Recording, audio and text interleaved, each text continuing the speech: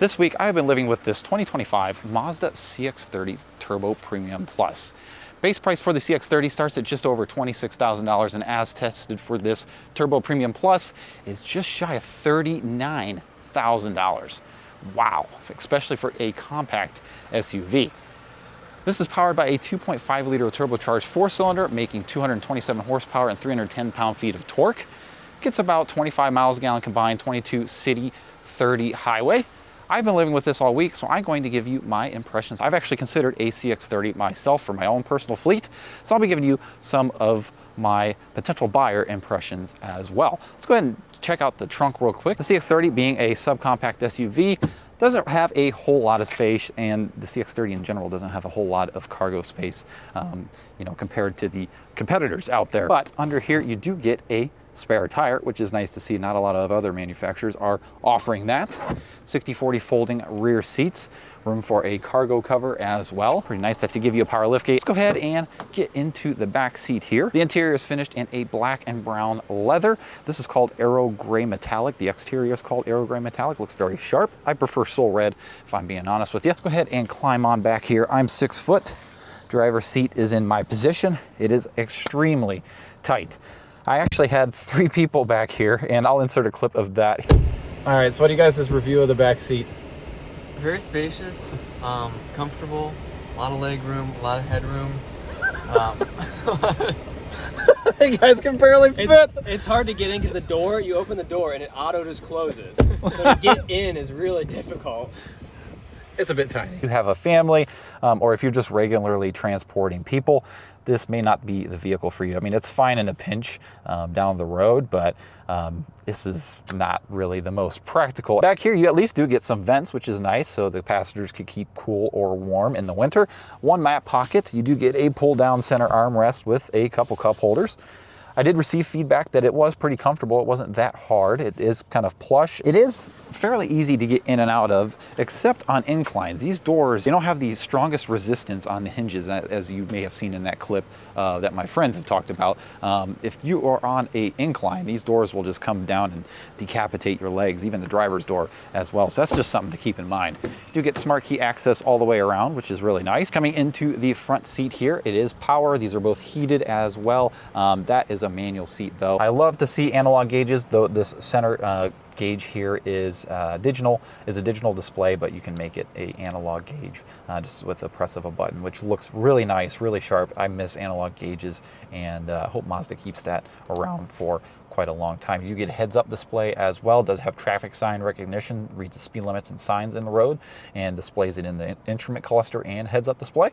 12.3-inch infotainment, and this Premium Plus trim gets you a 360 reverse cam. Very, very good quality, and very nice to see in this vehicle. Dual zone automatic climate control. Like I said, heated seats and heated steering wheel, although it's heated at 10 and 2 or 9 and 3, whatever. Not all the way around. A little bit unfortunate. And for the price of this vehicle, $39,000, not having ventilated seats, when something like the Hyundai Kona, which comes in thousands and thousands of dollars less, has something like that, that's a big ask. Then coming down through here, you do have a wireless charger, a couple cup holders, your gear selector, which is a nice physical gear selector. This does have a 6-speed automatic transmission paired with that 2.5 liter. Then down through here, you do get your infotainment controls, which I really, really like. A lot of people, give this a lot of flack. It is super nice, super convenient, and easy to use once you get used to it.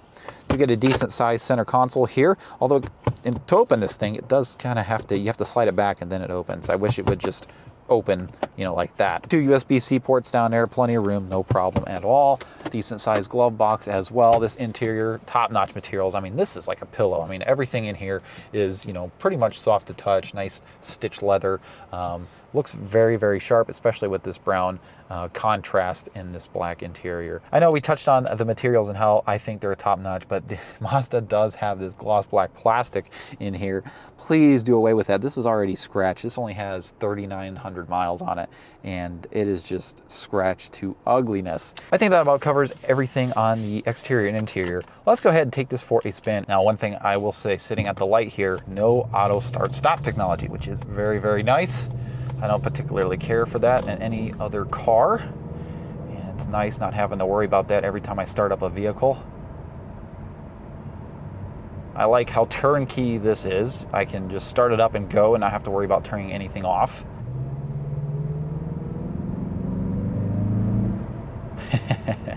Not sure if it's picking it up in the mic, but you can hear a lot of turbo sounds from this 2.5 liter turbocharged 4-cylinder. It's very torquey down low. Plenty of power to get you along your way. I think the 0 to 60 is like just under 6 seconds. Not sure if we'll get that today because it's 90 degrees. This thing's probably heat soaked, but very, very quick. This 6-speed transmission shifts like butter. I've had no hiccups with it. It's always in the correct gear when I ask it to. Downshifts are quick. I believe this does have a kick down switch on the gas pedal as well. I mean, it just...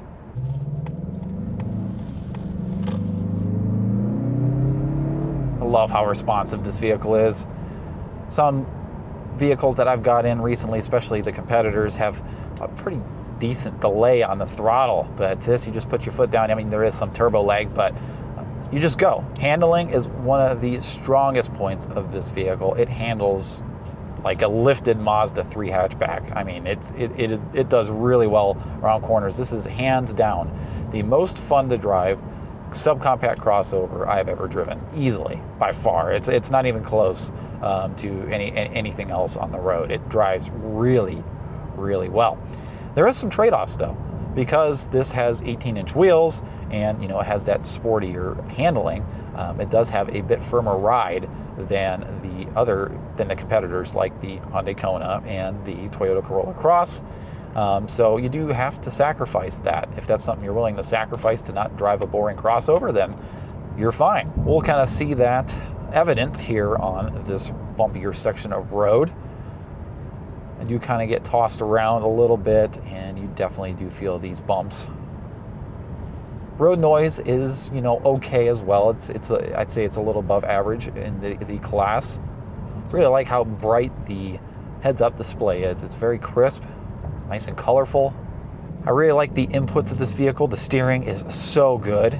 It is very responsive. It's firm, but not overly stiff. It is perfect. All the controls in here are pretty much just physical, which I love.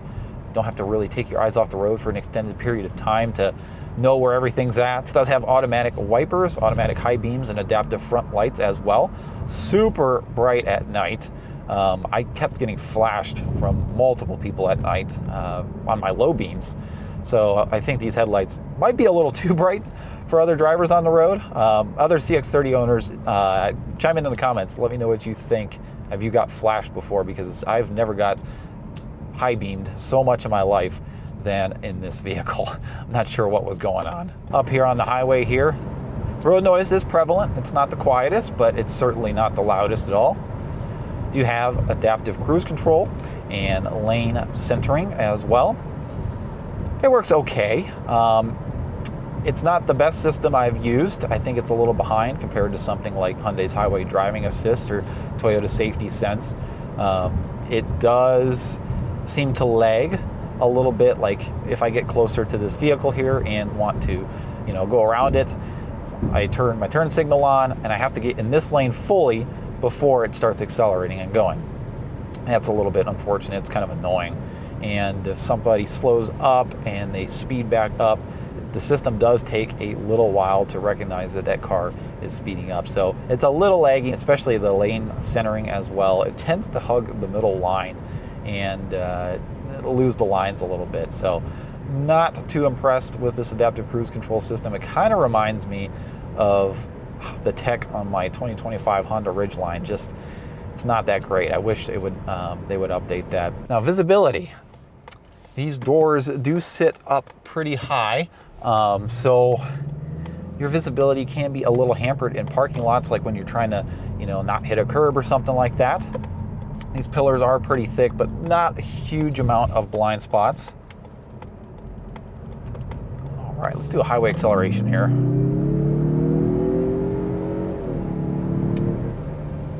Yeah, plenty of power here. You do get blind spot warning in these mirrors. I believe the driver's side mirror is also auto dimming as well.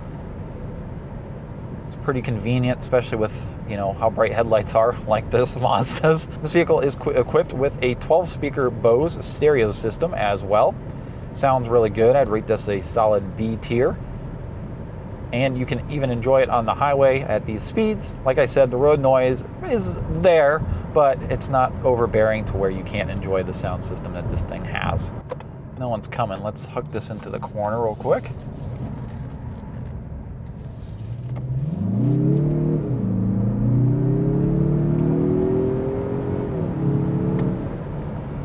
Lots of safe understeer. Not too terribly bad. Not bad for a crossover. Let's hook this into this corner then too.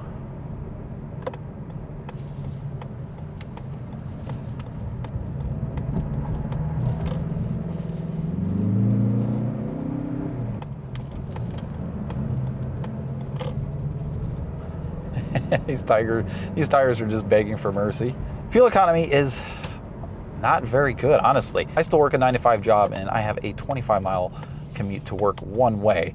And I was averaging about 25 miles a gallon. I was able to crack about 29 and a half on the highway this weekend though. But once again, something like the Hyundai Kona and Toyota Corolla Cross are gonna be far more efficient. My overall impressions, while they are really good, I really question the value of this trim. Honestly, I think I would skip the turbo motor and just go with the naturally aspirated and save several $1,000s, because there really is a massive markup on that. At this price, I mean, you're into CX-5, RAV4, Honda CR-V, something a little bit bigger that is actually probably more efficient and a lot more practical than something like this. I mean, this is kind of the same thing how I felt with the Mazda 3. I had the Mazda 3 hatchback turbo premium, and I also had the Carbon Edition. And I like the Carbon Edition much better than the turbo premium. So I think this would kind of be in the same ballpark with that. I can't confirm it for sure without testing it, but I just question the value. Let's do a quick 0 to 60.